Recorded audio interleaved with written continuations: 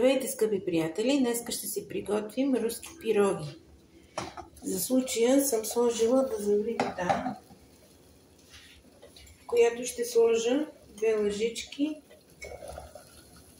хималайска сол и ще изсипя ето тези руски пироги, които са джобче пълно с тестено джобче пълно с картофи и сиренце. Изсипваме ги. Докато не се издигнат на повърхността на водата, ги чакаме да се сварят.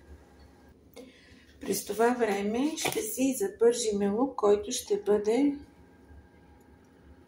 за след като се сварят, да ги посипеме.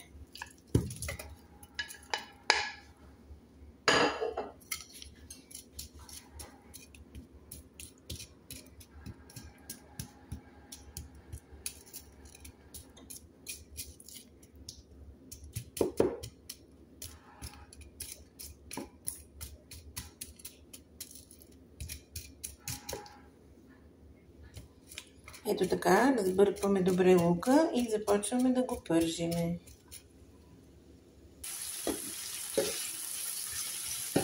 Разбъркваме от време на време, да не ни загори отдолу, до като получи златист цвят.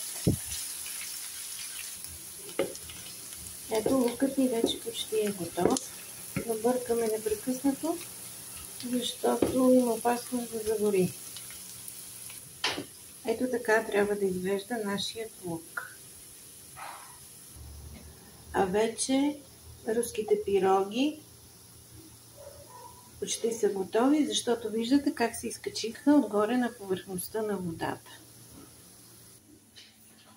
И вече са ни готови тестените джобчета. Изсипваме в една чиния.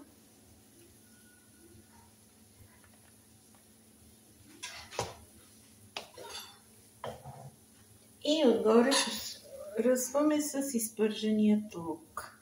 Това може да се яде с кефир или с кисело млекце, както си прецените.